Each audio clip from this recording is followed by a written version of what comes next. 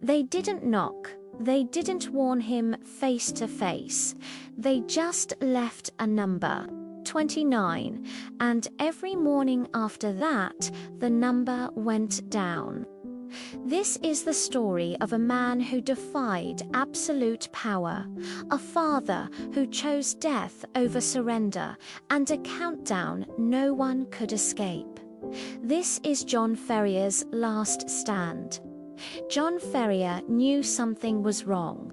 The morning after his fateful meeting with the Mormon prophet, he rode into Salt Lake City with a sense of dread. He had to send a message, an urgent one, to the only man he trusted in the world, Jefferson Hope.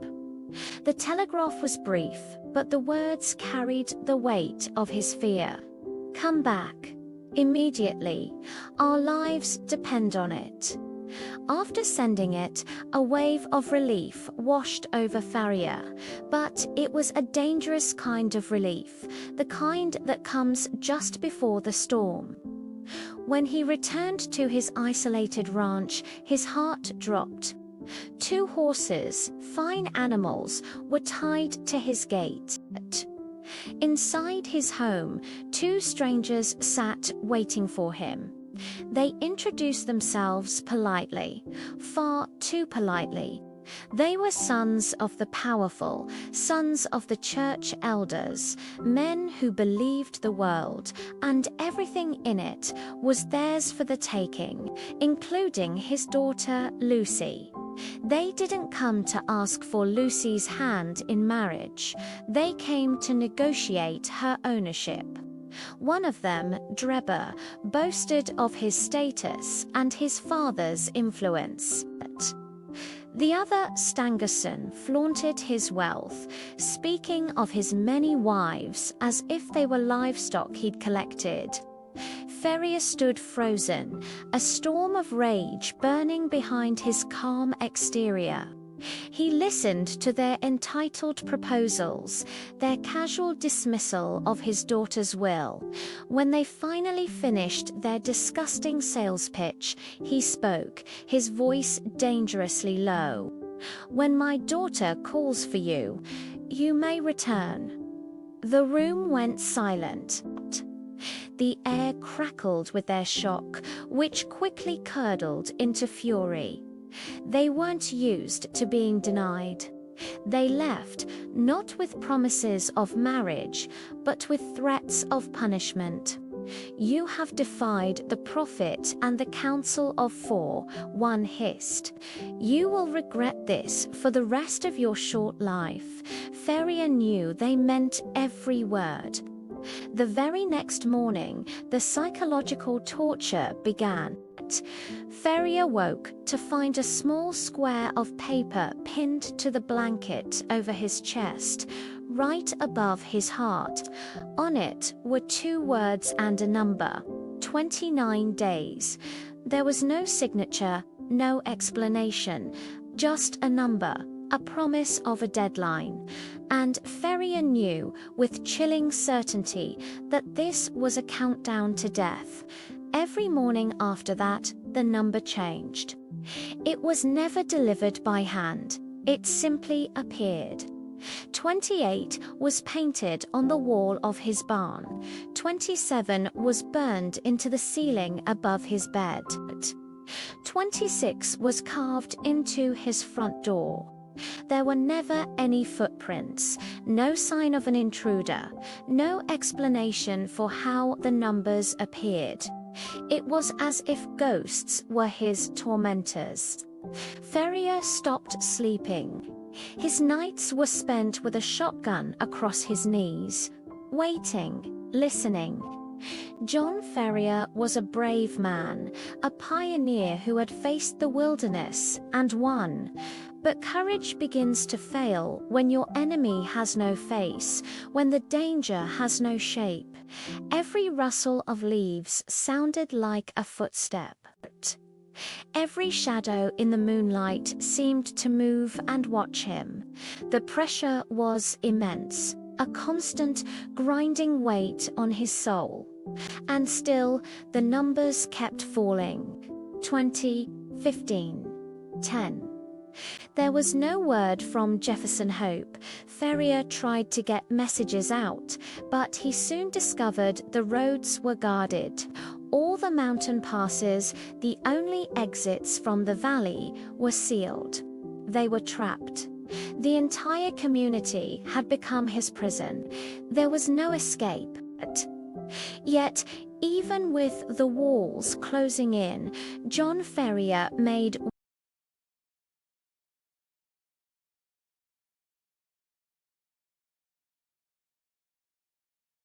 one sacred vow to himself. He would die before he would sell his daughter into a life of servitude.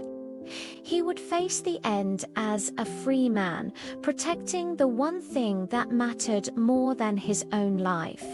And then, one morning, the number 2 appeared on his wall. Tomorrow would be the last day. The final grain of sand was about to fall through the hourglass. The night was heavy with doom. Ferrier sat in the darkness, the silence of the house amplifying the frantic beating of his own heart. That night he heard a sound. Not a knock. It was a soft, furtive scratching at the door. A sound that could be a warning or the signal for his execution. He grabbed his gun, his hands trembling slightly, and crept to the door. He unlatched it and pulled it open just a crack, and nearly screamed. A man lay flat on the ground, then slithered inside through the narrow opening like a shadow. For a terrifying second, Ferrier thought it was an assassin. But then the man stood up, and in the dim moonlight, Ferrier saw a face he thought he'd never see again. It was Jefferson Hope. He was gaunt, starving, and exhausted, but he was alive. "The house is watched from every side," Hope whispered, his voice raspy. "We leave tonight, or we never leave at all." Hope had made it back, defying the guards and the patrols. He'd hidden horses and supplies in a remote gorge called Eagle Ravine. It was now or never. Quickly and silently, they gathered their money and a few provisions. They extinguished the last light. Ferrier gently woke Lucy. There were no tears, no time for fear. There was only urgency. Hope led them out a back window. They crawled on their hands and knees through fields, their hearts pounding with every snap of a twig. They held their breath, listening to the sounds of the night. Suddenly, they froze.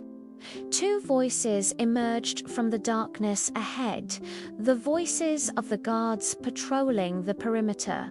They were speaking in low tones, sharing a secret countersign. "Tomorrow at midnight," one said. "When the whippoorwill calls," the other replied. Jefferson Hope's sharp mind locked onto the words. That information could be the key to their survival. They crept past the guards and then they ran. Across open fields, into the deep darkness, heading towards the mountains that promised freedom.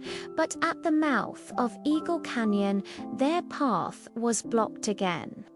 A lone sentinel stood on a high rock, his rifle silhouetted against the stars. "Who goes there?" His voice echoed down the canyon. Hope, remembering the code he'd overheard, answered calmly, 21 from 7, 9 from 5. The sentry challenged back. Hope delivered the final part of the code. "Pass, and the Lord go with you." A long, tense silence followed. Then the guard's voice came back, softer this time. "Go in peace, and may the Lord be with you." They were through. They were free. As the horses carried them higher and higher into the mountains, the cold, crisp air felt like the first breath of a new life. The suffocating grip of fear finally began to loosen. Behind them, in the valley below, lay a world of absolute control, blind obedience, and the shadow of death.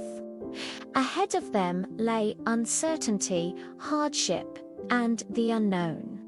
But it was an uncertainty they could face with freedom. John Ferrier looked back one last time at the lights of the settlement. He had lost his home. He had lost his land, his wealth, his safety, and his old life. But he had saved his daughter, and sometimes that is the only victory a person can ever hope to win. If this story moves you, remember this: tyranny survives and thrives on silence and fear, and freedom, true freedom, always, always has a cost. Thanks for watching. If you want more stories of courage and defiance, be sure to subscribe.